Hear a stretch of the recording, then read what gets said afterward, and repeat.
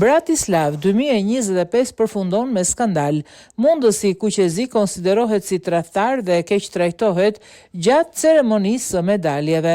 Sporti Mundjes u përfshi në një skandal të vërtet gjatë ceremonisë së dorëzimit medaljeve në kampionatin evropian të zhvilluar në Bratislav të Slovakisë. Presidenti Federatës Ruse të Mundjes dhe zëvendës presidenti Federatës Botërore të Mundjes, Mikhail Mamiashvili, në momentin e dorëzimit medaljes së artë për Çermen Valiev si kampion Europe për Shqipërinë, ka bërë një gest skandaloz duke ushtruar forcë teksa i vendoste në qafë medaljen dhe më pas duke e shtyrë me duar.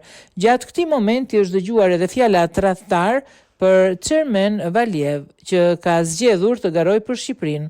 Ky është një rast i paprecedent dhe një skandal i vërtet për botën e sportit që bie ndesh me parimet olimpike të respektit për sosmërisë dhe miqësisë. KOKSH ka mbajtur një qëndrim të fortë për këtë ngjarje.